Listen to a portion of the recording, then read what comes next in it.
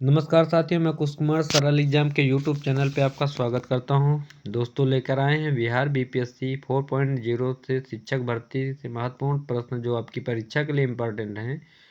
और ये सभी जो भी आप पढ़ रहे हैं वन लाइनर, ये आपके पुराने पेपरों का सीरीज है। आप देख सकते हैं इसमें बीपीएससी टियर 3 में एग्ज़ाम जो भी हुआ था 21/7/2024 को, अगर जिसने भी एग्ज़ाम दिया होगा उसके अगर पेपर में ये प्रश्न आए होंगे तो उसको पता होगा कि ये सभी पुराने पेपर हैं जो और इम्पॉर्टेंट हैं, क्योंकि आने वाले जो भी एग्ज़ाम बिहार बीपीएससी शिक्षक भर्ती का है, आपको यही सारे प्रश्न फिर से देखने को दोहराने को मिलेगा। तो इम्पॉर्टेंट प्रश्न रहेंगे आपके लिए और आप लोग इसको एक बार देखना ना भूलें।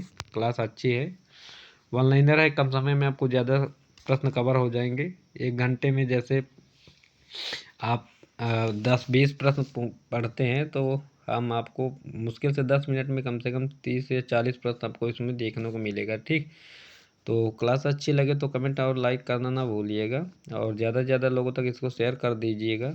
शुरू करते हैं आज का हमारा पहला प्रश्न। सुभाष चंद्र बोस MINA से देश के बाहर भारत की स्वतंत्र अस्थायी सरकार को संगठित करने में आगे बढ़े थे। तो राजा महेंद्र प्रताप और सुभाष चंद्र बोस थे। सुभाष चंद्र बोस भारतीय राष्ट्रीय कांग्रेस के अध्यक्ष चुने गए थे। तो 1938 और 1939 में इनको चुना गया था। और इसके बाद राजेंद्र प्रसाद, इन्होंने ये राष्ट्रीय कांग्रेस को छोड़ दिया था। बाद में राजेंद्र प्रसाद ने इनकी जगह ले ली थी।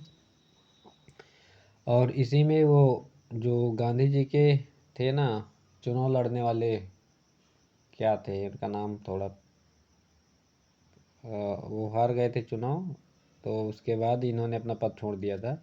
दिल्ली के लाल किले में आज़ाद हिंद फौज का प्रसिद्ध मुकदमा हुआ 1945 में। और भारतीय राष्ट्रीय सेना INA के संस्थापक कौन थे? तो मोहन सिंह।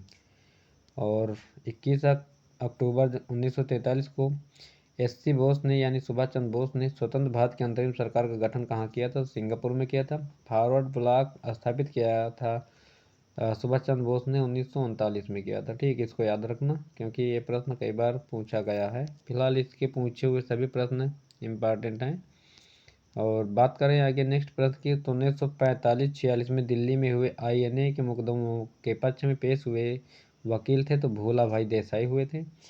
नेताजी द्वारा आज़ाद हिंद सरकार की स्थापना की घोषणा हुई थी 21 अक्टूबर 1943 को। 1942 में भारत छोड़ो आंदोलन हुआ था और दिल्ली चलो का नारा 1942 में इन्होंने दिया था। सुभाष चंद्र बोस के नाम से के पहले सम्मान सूचक नेताजी देश में जोड़ा गया तो जर्मनी में गए थे। ये हिटलर से मिले थे वहाँ से और उसी ने इनको नेताजी के नाम से पुकारा था। भारतीय राष्ट्रीय सेना INA की स्थापना हुई थी वर्ष 1943 में। INA की स्थापना हुई सिंगापुर में और INA के दिमाग की उपज थी और इसकी स्थापना हुई तो कैप्टन मोहन सिंह के दिमाग की उपज थी। आज़ाद हिंद फौज की स्थापना की थी तो मोहन सिंह ने किया था। ये कंफ्यूजिंग क्वेश्चन रहता है क्योंकि सुभाष चंद्र बोस बहुत सारे लोग लगा देते, पर इसका राइट आंसर होगा मोहन सिंह। दिल्ली चलो का नारा इंडियन नेशनल आर्मी से आया है और इंडियन नेशनल आर्मी में सुभाष चंद्र बोस ने कहा था दिल्ली चलो।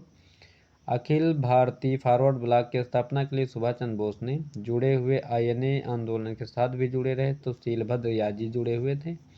और 1943 ईस्वी में सुभाष चंद्र बोस को सिंगापुर में INA बनाने में सहायता किसने दिया था? तो कैप्टन मोहन सिंह ने दिया था। नेक्स्ट बात करते हैं भारत के गवर्नर जनरल और वायसराय के बारे में। तो ये भी आपका टॉपिक इम्पॉर्टेंट रहेगा। तो बात करते हैं इसमें पहले प्रश्न की। तो बंगाल के विभाजन को वापस लिया गया तो लॉर्ड हार्डिंग के समय 1911 में ये था शासन। और इसी के समय में जॉर्ज पंचम आए थे। दिल्ली दरबार का जो आयोजन हुआ था उसी में दिल्ली को भारत की राजधानी बनाया गया था कोलकाता के बाद। 1911 में घोषित हुई और 1912 में बन गई थी। ठीक, अगला प्रश्न है पृथक निर्वाचक मंडल स्थापित करके हम नाग के दांत बो रहे थे तथा इसका परिणाम भीषण होगा, मार्ले द्वारा कहा गया था ये। और कांग्रेस का महल लड़खड़ा रहा है और भारत में रहते हुए मेरी एक बड़ी महत्वाकांक्षा यह है कि शांति के साथ इसे मरने में सहयोग दे सकूं। तो इसको कहा था कर्जन द्वारा कहा गया था। ठीक, और भारत सरकार अधिनियम 1935 को किसने गुलामी का चार्टर बताया? तो जवाहरलाल नेहरू ने बताया था। और 1935 को जवाहरलाल नेहरू ने यह भी कहा था कि ये मुझे ऐसी ट्रेन दे दी गई है जिसमें तो ना तो इंजन है ना ही ब्रेक है। ठीक, रानी विक्टोरिया की उद्घोषणा जारी हुई 1 नवंबर 1858 में, और इसको पढ़ा किसने था? तो लॉर्ड कैनिंग ने पढ़ा था इलाहाबाद में। सिंध विजित कर उसका प्राधिकरण किया तो नेपियर ने किया। और दिल्ली दरबार के समय भारत का वायसराय कौन था? तो लॉर्ड लिटन था। वायसराय की बात की गई है, ठीक। और वह वायसराय जिसको अंडमान द्वीप समूह में छुरा मारकर मौत की घाट उतारेगा तो लॉर्ड मेयो को मारा गया था। लॉर्ड मेयो के बारे में आप लोग जानते होंगे। 1872 में इसी के समय में जनगणना शुरू हुई थी। और बात करें 10 की जनगणना तो 1881 में हुई थी, लॉर्ड रिपन के समय में। और देशी राज्यों के साथ संबंधों में सर्वोच्चता की शक्तियों को सुस्पष्ट रूप से परिभाषित किया तो लॉर्ड कर्जन ने किया। 1905 में बंगाल विभाजन इसी समय में हुआ था। और भारत का प्रथम गवर्नर जनरल कौन था? तो विलियम बेंटिक था। और ये पूरे पहले बंगाल का था, उसके बाद पूरे भारत का गवर्नर जनरल बनाया गया है। 1829 में इसका शासन था, और 1829 में ही इसने राजा राम मोहन राय के साथ सती प्रथा को अंत किया था। बंगाल में द्विशासन प्रणाली लागू की गई तो रॉबर्ट क्लाइव के द्वारा। ठगों को उन्मूलन कर्नल स्लीमैन के नेतृत्व में हुआ था ये।